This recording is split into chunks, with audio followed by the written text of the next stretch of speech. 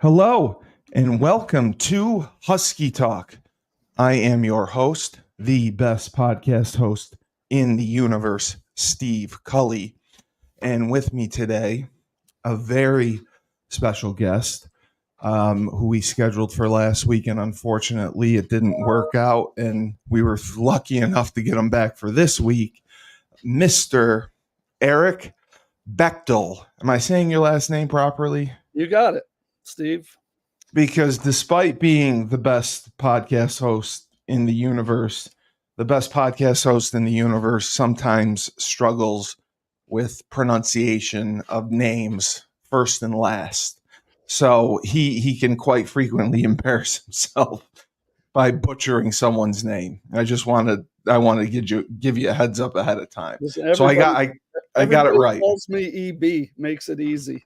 EB, I like that. EB, I like that. Okay, so this is really cool because I'm going into this blind because I don't know much about you, and I don't prepare typically anyway. I like everything to kind of be natural and authentic as far as reactions and whatnot. So just to kind of start. Where are you from originally? Where were you born? I was born in Cleveland, Ohio.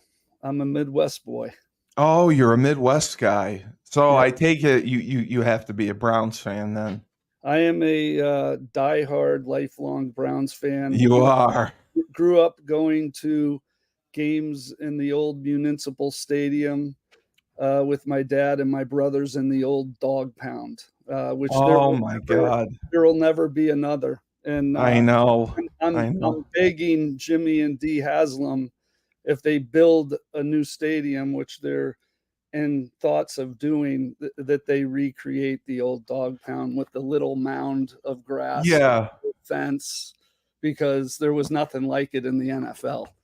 So way better than the Lambeau Leap, that's for sure. I apologize not knowing this or not. When they gave Cleveland back a team, they were technically an expansion team. What did they play games in the same stadium? They didn't build a new stadium, or it's just outdated regardless. So Steve, you're going to love this story. I was very fortunate in my career being from Cleveland and also playing football at UCONN, right?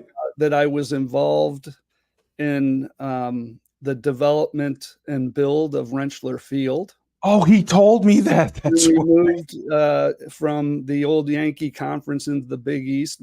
Lou Perkins had hired my previous agency because of my relationship and ties to UConn. But I also worked with the San Francisco 49ers and Steve Young during his playing career at the same agency. And Carmen Policy was hired by Al Lerner in 1998 when they were bringing the Browns back after they had moved to Baltimore with Art Modell. And Carmen was our client at the 49ers. So he actually hired us to rebuild Cleveland Stadium, do the PSLs. Mr. Lerner didn't want to do naming rights. He wanted to call it Cleveland Stadium. He did. So we came up with the quadrants. So I was very involved in both of those projects, having been from Cleveland, having played football at UConn, to be able to work in the sports industry. It was like a childhood dream.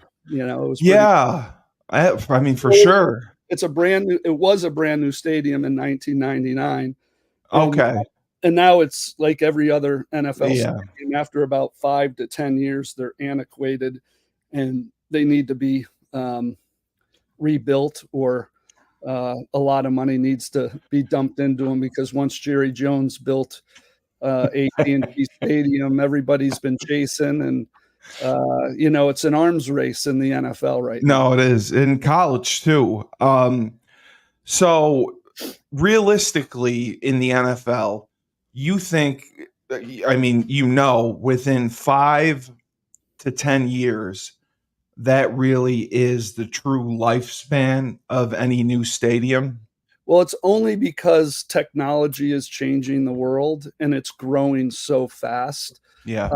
I've spent the last 8 years working with Johnson Controls out of Milwaukee, Wisconsin. They're a building solutions provider. We actually worked on their naming rights with the Pro Football Hall of Fame when they were building the new village, because every owner in every league is trying to take their stadium or arena or ballpark and turn it into a mixed use 24/7 365-day venue, because They do. baseball season goes for a long time. The NFL, if you're That's, lucky, you're going to get 18 games, maybe. yeah.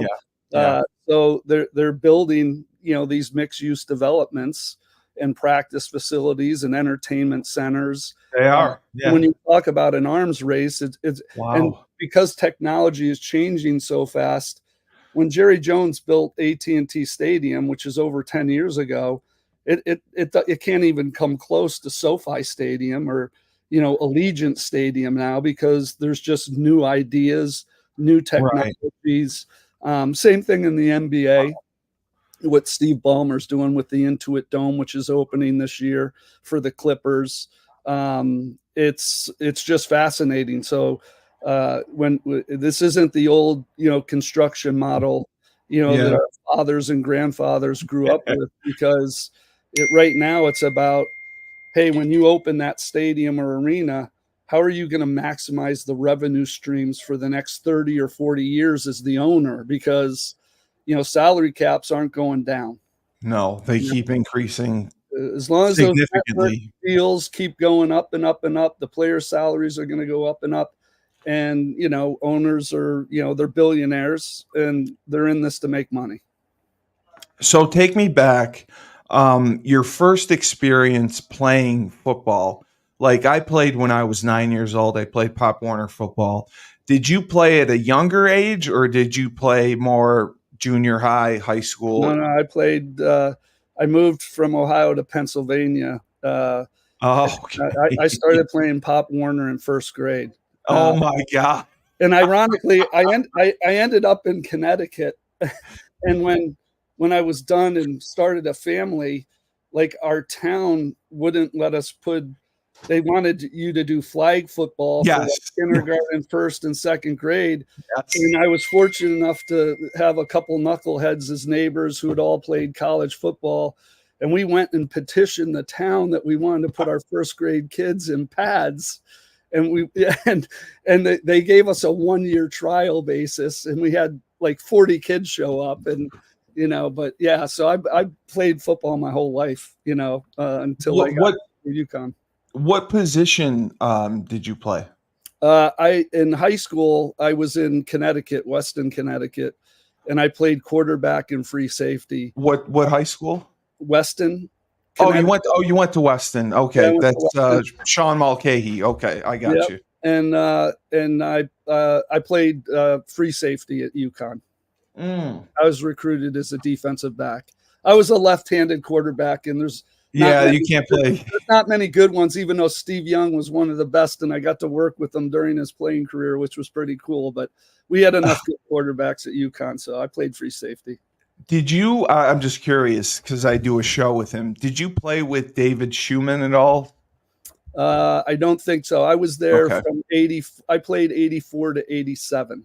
Okay, yeah. So he would have been after you. Yeah. David Schuman runs camps and jerseys for high school recruits and helps parents navigate through the recruiting process. Oh, great. And he did a whole segment on left-handed quarterbacks, on why teams don't want them, and there's very few successful ones in the NFL. So that's why I kind of brought it up. Very true. Being from Weston, I mean, you played your high school years there. Did you get recruited and did you want to play college football? Or, I mean, was it a dream of yours? Did you fall in love with the sport right away? Or did it kind of come over time, would you say? Yeah, I just love football. I Yeah, mean, you did. growing up in Cleveland and going to Browns games as a little kid, and playing Pop Warner, it was just something I always wanted to do. Yeah. Like most, had that dream that would love to play in the NFL. Certainly wasn't good enough to do that. But I kind of always had that passion for the sport. And, was just very fortunate enough, when I was done playing, Brent Musburger was actually a neighbor in Weston, Connecticut at the time. Oh And my his God. sons were a couple years younger than me, but he kind of followed my career at Weston. He followed me when I, was up at UConn. And when I was getting ready to graduate, I had a chance to go back for my redshirt year, but I had graduated on time. And Right. I knocked on his door and just asked him, hey, I've loved sports my whole life, and I'd love to have a career in sports, and I don't know what that means, and I don't want to be a sports broadcaster. Is there any advice you can give me? And he was on the board of Ohio University's sports management program. Right. This is going back to 1987. Yeah.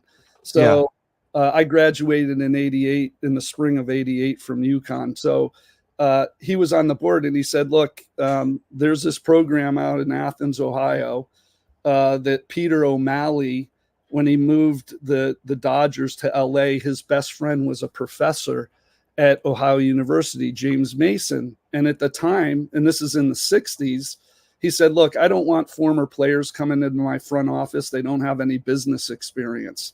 Could you start a management program and train professional, people, the professional business of sports? And so by default, they started one of the first master's programs in sports marketing, sports management. At Akron. And at Ohio University. Oh, Ohio. I'm sorry. So I actually got on the phone with the coaching staff. I interviewed for the program. I got in, and instead of going back and playing my 5th year at UConn, I was a GA at Ohio University, and I got my master's in sports management, and that's how I got my foot in the business. In the door. Yeah. And, 35 years later, and I tell everybody I interview, I'm a big believer in paying it forward. We have a great internship program here at IdeaQuest, which is my new agency, which we're on year 23. I wouldn't be sitting here talking to you. Oh, okay. Brent Musburger didn't help me get my foot in the door. And so I'm always willing to kind of pay it forward because it's a great industry. I've worked with, unbelievable people, athletes, I've had so many amazing experiences, and none of it would have been possible if he didn't take the time to help me, give me some guidance, help me get into the program. And, the rest of it's just hard work, but was very fortunate. Because back when, I don't want to say back when, but when you were in school, there weren't a lot of sports management programs, majors. By the way, there were 5 with master's programs: Ohio State, Ohio University, St. Thomas down in Florida, UMass, and Arizona State. They were the only 5 in the country.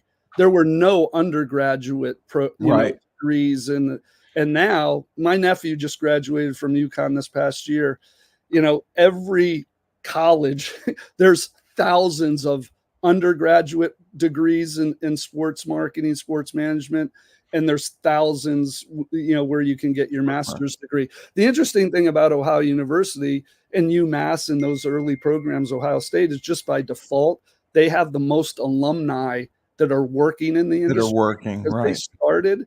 And so a big part of those programs is relying on the alumni network to help people get into the industry. Because it is super competitive. It is, yeah. Everyone wants to do it. I was sitting down with my internship, team, because this is their last week this summer in our offices. And I was like, man, I got really lucky because, I got into this business when there were like 3 main agencies. There wasn't a lot of focus. Naming rights. Nobody was doing naming rights. There were no Learfield and IMG colleges, NIL, like the industry. I kind of grew with the industry. So I've really seen, the rapid growth, and it's much more competitive today. There's But there's a lot more opportunity at the same time. So you played high school at Weston. Who did you play for? Tom Jackson at UConn? I did. I played for Tom Jackson, TJ, okay. and I'm actually looking at a picture here in my office, which you can't see. But my position coach at UConn was Steve Spagnuolo. So, are you kidding me? Spags was at UConn? Spags was the DB coach back. Oh my God. Yeah. And I was fortunate, because in our conference in high school, Scott Daniels, who's one of the best, Huskies ever, top 100, he was at Bethel. And, I've known Scott since my, Pop Warner days. We were kind of rivals all the way through high school. And David Franks, who was also another great, UConn Husky and teammate, he was at Sacred Heart. In our senior year, we played each other in the basketball state championship game. So 2 guys that I kind of battled against. Yeah, the whole way through. And, became teammates and dear friends to this day. Were you recruited by any other schools in the Yankee Conference, or did you have your heart set on UConn the whole time? I actually didn't. I was recruited by, Bucknell, Lehigh, Lafayette. Oh wow! Patriot League. I went down to Duke. I wanted to go to Duke, and Steve Spurrier was the coach there. Duke, Wake Forest, but my heart was kind of set on trying to stay in the Northeast. Yeah, and just by luck, I ended up at UConn. Just by luck. I mean, I'm sure that you had the SAT scores and probably could have gotten into those schools. So I wasn't you'll never see me on any great UConn football lists. But I do have one claim to fame. I believe to this day I'm the only scholarship UConn football player to graduate with a degree in actuarial science. So actuarial science, which to this day I have no idea why I got that degree. Is it still offered as a major? I want to look into that. It's a big major and it's a hard major, but if you know anything about the insurance business, actuaries aren't people persons. But I was good at math, and I didn't have a lot of guidance at the time. And I said, okay, I'll do that because sounds like business, and I'll go into business someday. So was Matt DeGennaro there when you were? So the quarterbacks when I was there were Chris Riley was there, Peter Lane, and then Matt came in. Funny story about Matt because he's a Jersey guy from Union, correct, and also a good friend because I now live in Jersey. Jersey's home for me. Yes, but when Matt was his freshman year during camp. Because I was a real smart guy, they roomed me with Matt during his rookie camp. To prepare him. I was there for his freshman and sophomore years, and he was a great quarterback, obviously. Yeah, I mean he's technically third all time behind Thunder Dan Orlovsky and Shane Stafford, and then it's Matt DeGennaro. Yeah. The teams that you played on, because I'm not familiar with the era. Did you guys have success in the Yankee Conference? Did you win?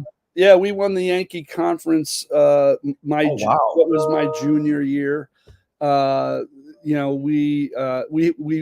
freshman year, which I redshirted, we had a losing record, and then sophomore, junior, senior year, we had winning teams. We tied the Yankee Conference and won a conference championship.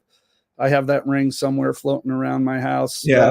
With Delaware when Rich Gannon was the QB at Delaware. That's right. Oh my God! Wow. And we took down Holy Cross at UConn on a rainy day, and Scott Daniels laid out Gordy Lockbaum. He laid him out in the game, knocked him out of the game. That team was, I think, one of the best. I believe that our era is what really started to turn the program around. Then Skip came in, which I actually had a hand in because I was working with his father, Oh, you Coach Lou. So when we were looking to make a change, and I helped kind of in recruiting Skip, to UConn, became good friends, really worked with him until he up and left and went to South Carolina with his father. And then Randy came in, and kind of, ironically, I started my career working for Vince McMahon. So I was at the WWF in Stanford. But in 1994, I moved to New Jersey because I got a phone call from a guy, Frank Vuno, who was running NFL properties for Paul Tagliabue at the time. Lee Steinberg and a bunch of others were trying to convince him to get a marketing agency to represent all their players. So Frank came up with the idea of creating the NFL Quarterback Club and break the quarterbacks out of the NFLPA.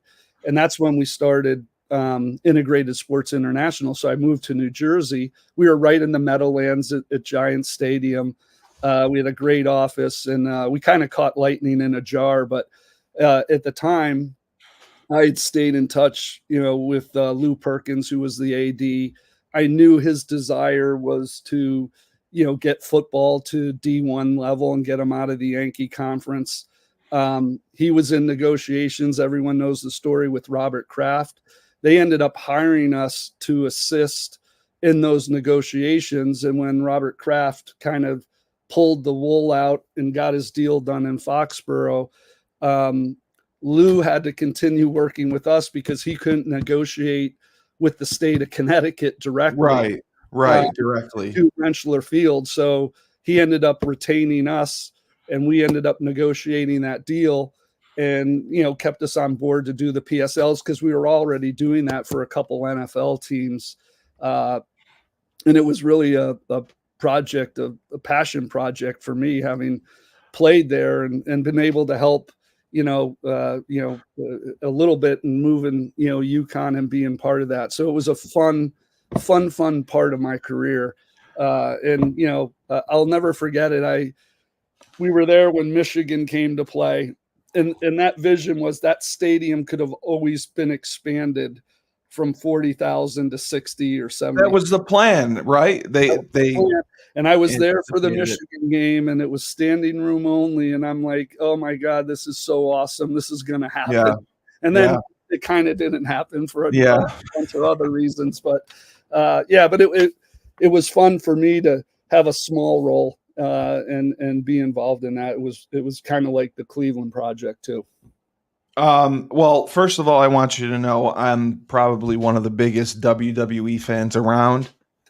So hearing that you worked for Vince McMahon, it gets me very excited. The great Vince McMahon, I will tell you, regardless of what people think of him today and everything. I don't think I've ever worked for a smarter, more visionary person. And I was right out of grad school. I was there during the rise of Hulkamania. That's my hero. I got to travel the world for 5 years. Oh my God. Expanding into Europe and Asia because he wanted to make it a global enterprise. I was a little bit of a guinea pig because I could go to the gym and work out with the boys and then get them to the arena and put on a suit and do the business stuff and then try to get them to the hotel. Yeah, that was always a project. To get them on the bus the next day to go to get on the plane. Yeah. So, but yeah, it was an awesome job. It was, when he was creating pay-per-view, which how long did you do it for? I did it for about 5 years. I was there from 1989. I got hired right out of Ohio University by an Ohio University grad, Basil DeVito. DeVito, he's the best. He was one of Vince's right hand. So he was also a Ohio University sports ad grad. So ironically, him and his wife had just moved to Weston, Connecticut. So when I was graduating, I met his wife and she said, wait a second, you grew up in Weston? You got to meet my husband. And she introduced me to Basil. And Basil actually gave me an internship. He said, "Hey, listen, Vince wants to create." We only had one pay-per-view event. It was WrestleMania at the time. He goes, Right. we're gonna create a new pay-per-view event called SummerSlam. SummerSlam, and then they went to the Survivor Series. Philly Spectrum. So it's the second pay-per-view that we had ever done. And so I got hired to work on that project, and the rest is history. I had a great. So you put the first SummerSlam together. That was I did not. I was the gopher that did all the work that the people like Basil and Bob Collins and the rest of the people in the marketing department and Vince. I was just the. You had to do it all. I was doing all the legwork. I was drinking from a fire hose. Oh my God! It was the greatest experience, because no better way to learn the industry.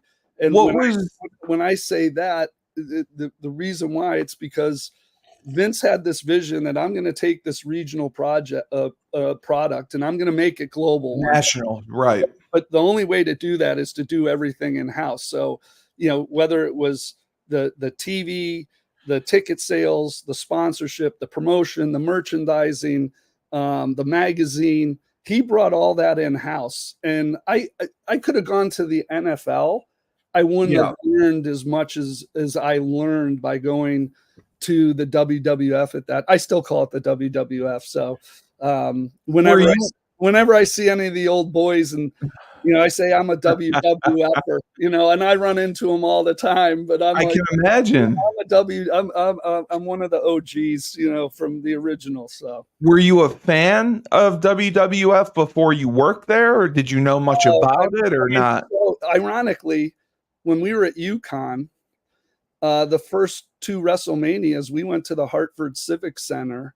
Yes, a bunch of the boys on the team, and they showed it on circuit on the video. Closed circuit TV. It was showed. Yes, well, of course. Like when we're laying around the locker room in the hallways, at the time Hulk was on the cover of Sports Illustrated. He was the only one ever. Had all the fat offensive and defensive linemen, and they're doing the fake, wrestling, and I loved casually, but I wasn't a fan. It was just kind of like, hey, this is, it's different. It's cool. We're having fun with it. When I took the job, my mom thought I was nuts. She's like, what are you doing? Like, she's like, you have a college degree and you're going to work for these are a bunch of old guys smoking cigars, sitting behind a curtain. Like, it's like like, what is it? Like, you got your master's degree. What are you doing? It was very funny, but did you, I just have to ask because I'm probably the biggest fan ever. Did you get to converse and talk with Hulk Hogan? I traveled the world with him for 5 years. You traveled the world with Hulk Hogan. Terry Bollea. Oh my God! And I'll tell you, I'm really glad I got that experience. I built a great friendship with him. It was miserable because that guy couldn't go anywhere without getting hounded. And he was with his family a lot of times. And he was. And when his children, when Brooke and Nikki were young, we go into a restaurant, and when I tell you, from the time he walked into the time he couldn't eat, he couldn't do, because he had to be a bodyguard because they're just he was so, and it's all those guys. Those guys, the Undertaker, Macho Man, Andre the Giant. They can't walk down a grocery store or an airport without being recognized. Exactly. I mean, it's the nature of the product. And I said to myself, man, I never, ever want to be famous, right? Because they just have no personal life. Now, they get a lot of perks, that come along. Sure. Like any celebrity does. But I'll tell you, one time, we were doing an event in Wembley Arena over in England. And you went to the SummerSlam with Bret Hart? I did all those, but we were doing one at Wembley Arena, and our ring announcer got sick, and he had to be flown home to the U.S. So they basically said, Eric, take the bow tie. You're going to be the ring announcer tonight. So I go in the ring. I'm the ring announcer. It was Hulk versus who was he? I got to remember who he was up against. But I do the ring announcing for the event. Now this is just a house show. in London, Wembley, right? Wembley Stadium, yeah. I have a blast because they're all messing with me in the ring and all that. I'm sure they are. Listen, and the way it was back then, if Vince liked you and he needed you, he pulled ribs on you. Oh no, he made you an extra. So like I was in Macho Man and Elizabeth's wedding. Like I was a doctor, with a stretcher, whenever you were in that scene on Saturday night's Main Event all of that stuff. So oh my God. We get on the bus. Now I'm back. I'm wearing my suit. We get off the bus. We're walking into the hotel, and most of the wrestlers are already in. I'm just walking in, and all of a sudden I say, "Hey, it's the ring announcer!" It's like people recognize you. Like so, it taught me the power of television live event. Like you learned really on the fly because. And I started working with athletes. We had the quarterback club, and we're trying to do endorsement deals for them. And, my whole thing, Burger King was a big client of mine for 15 years. We did their NFL deal. We did their college football deal. And, the power of being able to take, like Drew Rosenhaus to this day still talks about the Burger King commercial I put him and Terrell Owens in. And T. Owen, right. And, because when you're on a national TV commercial, I mean, that's like, gold, for any athlete in terms of exposure, trying to get more deals. That's why Olympic athletes are really hot right now. If they're winning gold medals, they're going to have their window where they can go monetize it, just like many of these college, kids are now with NIL. So you technically, you leave the WWE. You weren't technically a sports agent. You were more of like a marketing. Yeah, I've always been on the marketing side. So think about everything that's done off the field of play. So when we're working with athletes at ISI, Lee Steinberg and the agents would do their on-field work. We do anything they did off the field. So whether it was a commercial, a book deal, an appearance, a television show, a movie. So think of it, Idea Quest, we're a marketing and sales solution agency. And so we help Fortune 500 companies, match up with teams, leagues, athletes, celebrities, and help them invest their money in sports. So it's more like a naming rights deal, or it could be Shaquille O'Neal's deal with the General. You've seen all those commercials. So we married Shaquille O'Neal and the General. So if people like businesses want to hire you, they go to your website or they reach out to you. Correct. And that's how they formally hire you. And you'll have a meeting with them and kind of find out what needs they have, what they're looking to do. And then you'll pair, you're like the middleman. You'll pair them with someone that fits. Yeah, we help come up with the ideas and the solutions to help a brand grow sales and market share. So, a lot of times it's really understanding what their brand is, who their audience is, and then coming up with the strategy and the idea to go make that marriage happen between Shaquille O'Neal and the General. Now, let me ask you, has UCONN reached out to you recently at all about branding, about marketing, about how to move the needle a little bit further? Because we win 2 national championships and we're in the red. And that's something that bothers me tremendously. And we have somebody like you who works in the industry, who's an expert in the industry.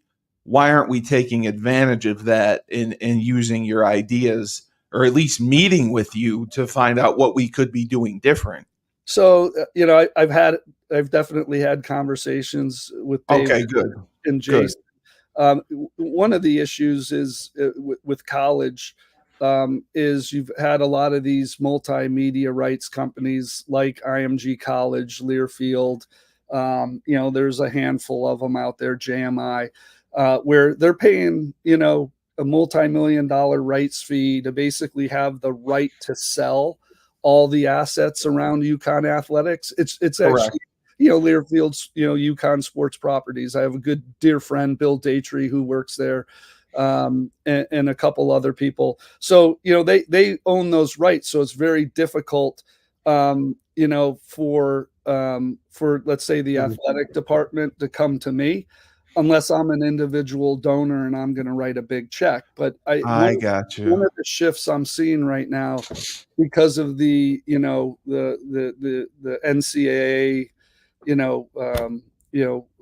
with the NIL payments, and now that it's is all these athletic directors are like, how am I going to come up with this money? The funding, yeah, it's huge. UConn isn't Michigan, Alabama, Ohio State, SMU, who's raised hundreds of millions of dollars. But I sit here and say, you probably have 6 or 7 buildings that you could probably do, a naming rights deal on, Which and they haven't done, correct? and Coach Pizzino, the golf coach up there, he wants to build a new golf performance center. I've been helping him with some fundraising, been to a couple fundraisers, have had the UConn golf team down to Ridgewood Country Club, to my home club here in New Jersey. And I say to them all the time, listen, you got to figure out a way where we can carve that out. Where you could go, they're trying to raise $7 million. I'm not so sure these multimedia rights holders are subject matter experts to do that. But I definitely see a shift happening. Like, I'm starting to have conversations with conference commissioners and athletic directors that know that it's an arms race, and It is. and they need help. And I think, it's just like, there's a big brands, work with multiple agencies. And I think you're going to start seeing that, particularly around the sponsorship sales and naming rights area. I mean, when you have, would Notre Dame ever put a naming rights? We had that conversation with them back at ISI back in the mid 90s. And they were thinking about it at the time. They didn't do it, but they were thinking about it. Well, the landscape's really changed now. And a lot of schools, you've seen it where alums have, like Gamble Pavilion, they didn't write a very big check to have their name on that building forever. They could have gotten a lot more. You're right. Well, and they could. So you're saying it's forever? No, I actually think you're going to start seeing. Listen, I don't know if you saw it, but Pitbull just put his name on FIU stadium football. Yes, stadium. I did see that. Yes, $1.2 million a year, calling it Pitbull Stadium. Now, part of it is it's great for his brand. He owns a NASCAR team. He's really smart. He obviously has the money. It's a great branding play for him. And guess what? FIU now all of a sudden has a lot more NIL money coming in, so they could start paying players, because that's basically what's going on. But not everybody is Ohio State, where you have $20 million where you can just, sign every guy out of the portal that you want. Right, exactly. 5-star guy that you want, so the game it's really changed. And I think that landscape in college athletics is going to change a lot. I mean, listen, Brett Yormark, who's the commissioner of the Big 12, who happens to be a good friend of mine, he just came out at their, season opening press conference and said, hey, we're involved with a brand right now to sell the naming rights to the conference. Correct. Tim Pernetti, another friend of mine here in New Jersey, just became the commissioner of the AAC conference down in Dallas. And he's was that the guy that was at Rutgers? Yeah, he was the AD at Rutgers. He's from right here in Wyckoff, New Jersey, right up the road from me here. And I had a conversation with him, because I'm like, Tim, hire me. I'll help you. He's talking about maybe we put a patch on every team in every sport across the entire conference. They're not in the Power 4 conferences now, I guess. They're the group of 5. So that revenue becomes more and more important for everybody. So I think you're seeing guys like Brett Yormark and Tim Pernetti get hired because they're coming from the professional side of the industry. And Yeah, they have an understanding. and they're not kind of the old school athletic directors that have been in the NCAA their entire careers. There's only you got the SEC and you got the Big Ten, and everybody else is chasing, right? So Yeah. it's going to be fascinating, for the business. But do you see, like, for UConn, okay, in the next 10 years, can we survive as an independent in football and other sports and maintain staying in the Big East for basketball? I just don't see that feasible long term for the entire athletic department. And that's what scares me. Either we're going to end up moving down the FCS, because we had from 2000 to 2010, we had an incredible run in FBS. Yeah. And then, it started going downhill after Coach Edsel left. But, we Mora comes in 6-6. We go to a bowl game. We had a down year last year. I had Coach Baylock on this show, and he had mentioned to me that they lost 4 transfers to the transfer portal, Right. because they were offered NIL deals. Right. And we offer very, very limited NIL deals, if any. Yeah. So that's what concerns us about the long-term future that football has, and where we're going to end up. And with your expertise, what do you see?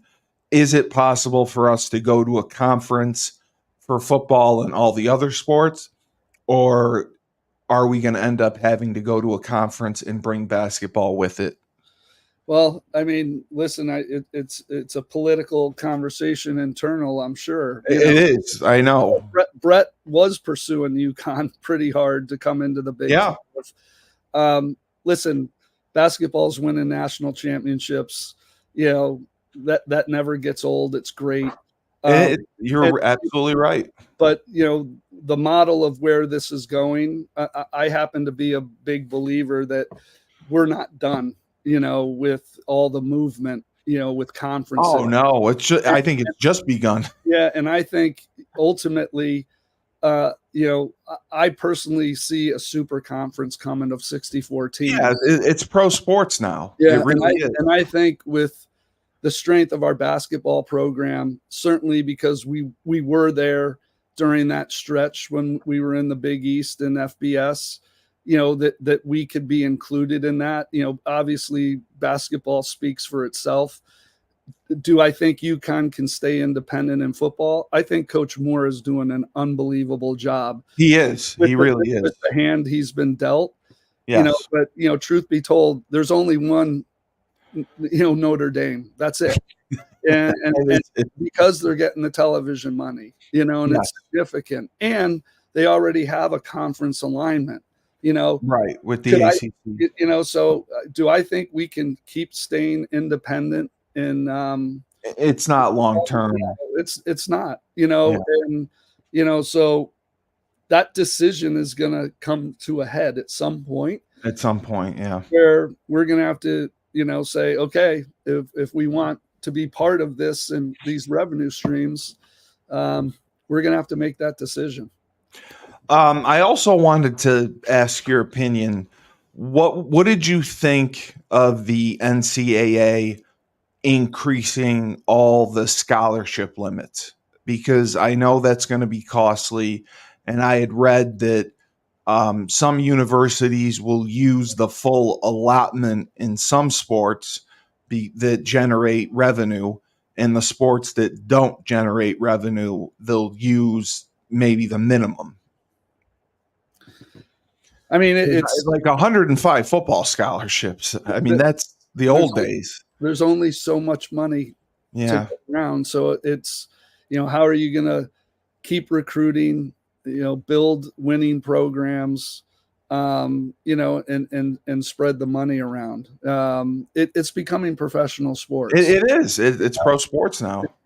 And one of the I think real positive things that we're seeing right now with women's professional sports is the growth. Huge.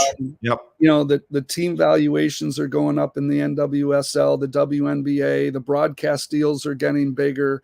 The audiences are getting bigger, They're selling so out. Yep. that's only going to help the economics, Yeah. in terms of, hey, if people are watching and paying attention and brands are starting to put money in, that's a good thing. And, hopefully that, trickulates down. We'll see the Caitlin Clark effect. What's going to happen in the NCAA next year with women's basketball with her not there? Is Paige Beckers going to drive that audience? Probably not. So no, she had such a following. Yeah.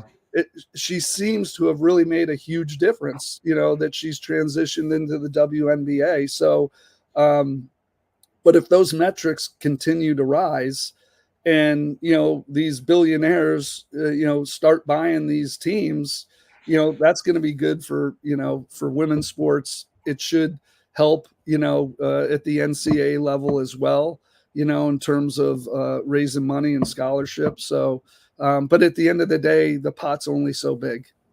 So at your company specifically, you work with every sports league, you work with different athletes, and you try to maximize their value as far as marketing, promotions, and branding. Right. That's kind of where you specialize in, and maybe social media as well. I'm not representing any athletes. I'm more. I know you don't represent them, but I'm more on the corporate consulting side. So I'm working correct. with Fortune 1000 brands, Yeah. Helping them invest their money. And it may be, hey, we're going to go do an endorsement deal with Shaquille O'Neal, make him a brand ambassador, or it could be, hey, we want to go do the naming rights with the Milwaukee Brewers. So American Family Insurance is a client. And we went and negotiated, that naming rights deal, with the leadership of the Brewers. So it's really building a strategy, and negotiating what the assets are going to be that we can bring back to our clients, and then help them grow sales and market share by executing those assets that they've bought. And do you have a team with you that does this? Yes. Okay, so you have a team that works for you, and you work at home, and you obviously travel. I mean, do you go to these places? Travel everywhere.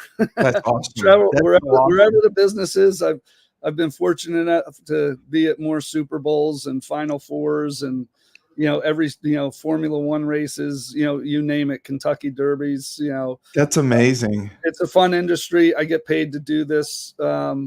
It's I'm blessed, because and did you know, I know you ended up going to grad school at Ohio, but did you know that you wanted to work in sports, not necessarily as a sports agent, but you wanted to be on the marketing and promotions and branding side? Steve, I grew up with a passion for sports. Back when I went to high school, you could play 4 or 5 different sports. You didn't have to specialize in one, 12 months a year, which is why my son stopped playing football, because he's like, Dad, I want to do all these other things, and they went to foot, So I just grew up with a passion for sports. So my business philosophy was, man, I just want to do something in sports, and I don't know what that is, but if I could figure it out where I could have a career, I never would have assumed, I'd be able to, walk into victory lane with Dale Earnhardt when he won the Daytona 500, or, work with Jack Nicklaus or JJ Watt or Derek Jeter or Rory McIlroy. Unbelievable. I just wanted to be in business. I wanted to be in the business of sports. I was very fortunate, in the late 80s, early 90s, the industry started really growing, and a lot of money started pouring in, and it's not slowing down, because now, Steve, it's getting bigger. There's a ton of private equity money that's coming in, because, these team valuations are getting so expensive. There's not many people who can buy a team for over $6 billion, but there's plenty of private equity money. The NFL is getting very close to allowing probably 10%, owners to go, raise 10, because they, as these valuations going up, there's not even a lot of high net worth people that can afford to buy 10% of a NFL team if an owner wanted to bring in a minority owner and get some liquidity. It's only going up. It's not going down. Everyone says, "Oh, it's got to hit somewhere. It's going to hit the wall." It's not going to stop. I've been doing this for 35 years. I haven't seen it. It's like you got that check mark. It's going straight up. Constant going up. I know that Jim Tucker connected us, and Jim Tucker's been great, and he's been helping me. And we do a MMA show as well, Husky Talk, the MMA report. Do you work with the PFL at all, or with UFC, or with MMA? So I know Peter Murray really well. Okay. When he was at the NFL, is when I did Burger King's NFL deal. So I negotiated. So I've known Peter for over 20 years. I also have become friendly with Dana White because I have a couple dear friends, including Shaquille's, business partner, Perry Rogers, who they all grew up together in Vegas. So I've gotten to know Dana. And ironically, a guy that I went to Ohio University with was Bjorn Rebney. And I helped Bjorn when he founded Bellator. My God. Helped him with a dear friend from Weston, Jim Balbier, who was actually working, on the Warner Brothers side at the time when it was, Spike TV and we helped do, That's where Bellator started, right? His first TV deal. When Dana moved to ESPN, it created kind of a vacuum there. And we would, so kind of helped Bjorn, navigate that process. So I've been in it a little bit. I know all the people in it. It's obviously, it's Dana White is one of my favorite human beings on the planet. He's tells it like it is. And by the way, let's not forget another good friend, Shane McMahon really wanted to buy that UFC in 2006. Yes, he did. And he couldn't convince Vince poo-pooed him. And Dana and the Fertitta brothers ended up buying it. And, the rest. You're friends with Shane too. Yeah, Shane. Oh my God. Shane and I shared an office at the WWF when he graduated from. You might be my hero, just so you know, because you have all these connections. Did you know Vince Russo as well? Met all those guys. Yep. Okay. Yeah, because I'm a diehard WWE guy. I also watch AEW. Yeah. I can't believe you spent 5 years there. I can't imagine what like WrestleMania was like when you're producing WrestleMania. It's got to be madness. Listen, it's an amazing it's an amazing experience to be in that arena, like on the floor.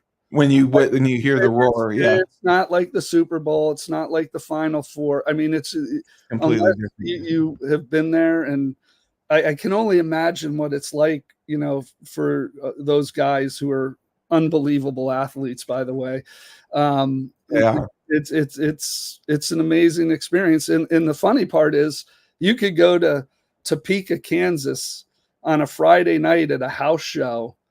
And the fans are just as crazy. 10,000 people are there. Yep. And they, they're really into it. Now it's become pop culture. I mean, they did an amazing job. That's a global entertainment company, obviously worth billions of dollars.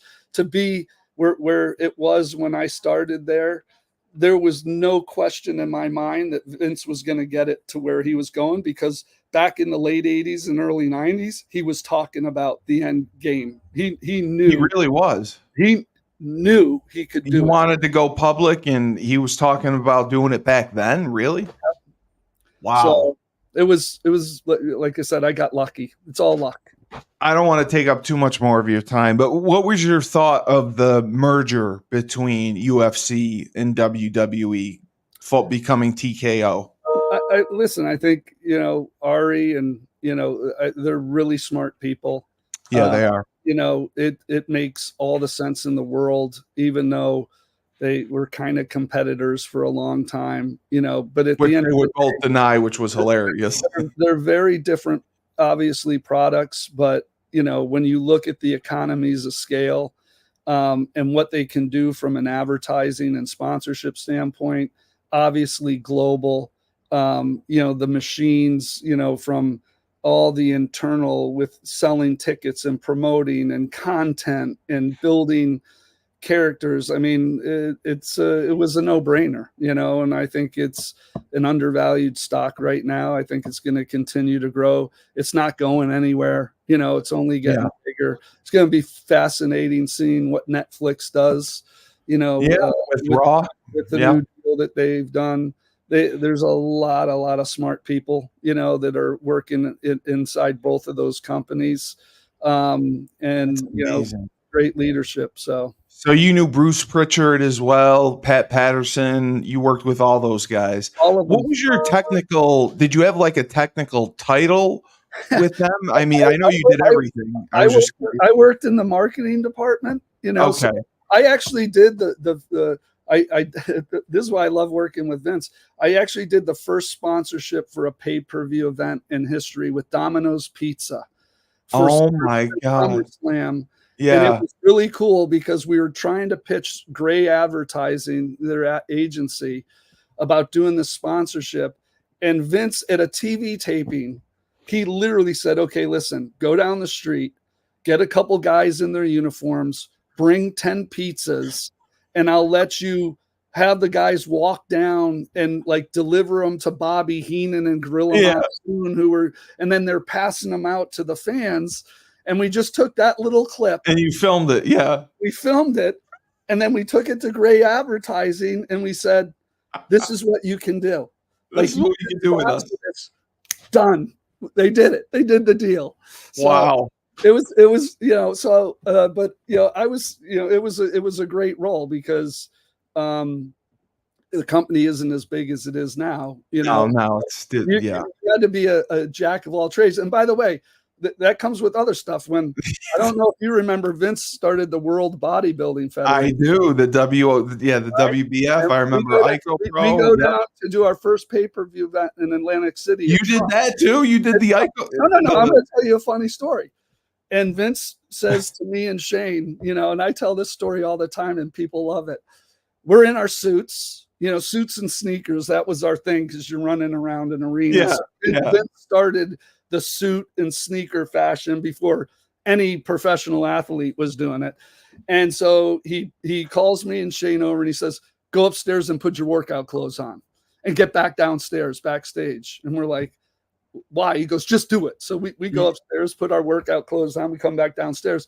He goes, I need some guys to oil down these guys before they go on stage, because it was a live pay-per-view event. Oh, that's right. That was the only one they did. Yeah. And I oiling down, all the Gary Stridham and all these guys on stage, and I'm looking, I'm just laughing, I'm just like, we're the guinea pigs. Go ahead. You and Shane, people he could make do it. They would say yes to it. That's incredible. Just do whatever it takes. So primarily now, I mean, do you still have that love for football? Still have that love for Cleveland? Just give me a quick prediction for Cleveland for next year. I know they didn't sign Flacco. I know Watson's coming back. Yeah. They have a strong running game. Do you think they can compete in the AFC North again? I'm a diehard Browns fan. I've been my whole life. Yes. I think my two saddest days are when Art Modell moved them to Baltimore. I know. After we drafted Ray Lewis and we won a Super Bowl, or they won a Super Bowl. They did. The second saddest day is when John Dorsey left. My UConn. He was the UConn guy, yeah. On Husky, because he was the GM. So it was fun going out to Cleveland. When one of your Husky teammates is out there. Brethren is there, yeah. GM, and you have the inside access. Listen, I think people are sleeping on Cleveland. I agree with you. They have one of the best defenses in the league. They were last year. The offense has only gotten better. I'm interested to hear, they're in conversations with the 49ers for Brendan Ayuk. It'll be interesting if they swap him for Amari Cooper, who's in the last year of his deal. Listen, they've put a lot of weapons. If Nick Chubb can come back, in the first third of the season, and he's Nick Chubb. That was the only thing they were missing last year. Yeah. So I think they're going to compete. I think it's the best division. It's the toughest. They all had winning records. 3 of them went to the playoffs. I'm not a Baltimore fan, though. Browns laid an egg against the Texans after they had crushed them the week of Christmas. Yeah, the week before, right. But I'm really looking forward to watching the in-season Hard Knocks, because they're going to focus on 4 of those teams. They have one of the hardest schedules in the NFL. What I will tell you about the business of the NFL that I've learned from Hall of Fame players, coaches, is the difference between winning and losing is so small, whether you're 8-0 or 0-8. So, anything can happen. And I think that's every year when you see a sleeper team that comes out of nowhere, it's because that's how competitive that league is. The parity is, for sure. But I'm looking forward to the season. I think they're going to be very competitive. I love the coach. I love the GM. And I love the owners. The owners don't spare a penny. They do whatever they can to help the team.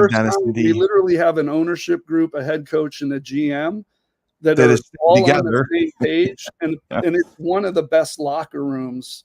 I mean, it's why the Philadelphia Eagles beat the Patriots, is because it was because of the locker room. And I knew players that were on that team. And if you talk to them, they will tell you that the chemistry in the locker room supersedes everything. So the Browns have very good chemistry. So I'm looking forward to seeing how they compete. They open against Dallas. We got Tom Brady's first game. As an analyst, stadium. So it's going to be fun. It's going to be fun. The last question: do you get out there at all still for games? Are you able? You go all the time. Okay. Yeah. Well, wow. Eric Bechtel. I had no idea what I was getting into with Idea Quest. This was enlightening. This was an absolute delight. I got to talk some WWE. We got to talk some UConn, some NFL.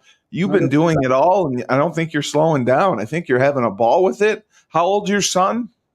My son's going to be a senior at Stevens College. He's 21.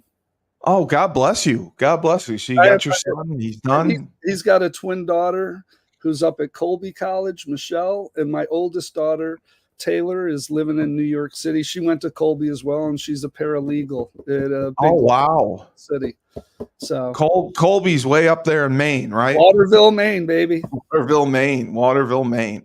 Well, we lost a brutal game against the Maine Black Bears our senior year, which cost us a trip to the NCAA tournament, which brings back bad memories every time I drive up there to see my daughters. But that's okay. You don't have to drive up there anymore. You won't have to drive up there anymore. I don't have to go to at least Black Bear territory.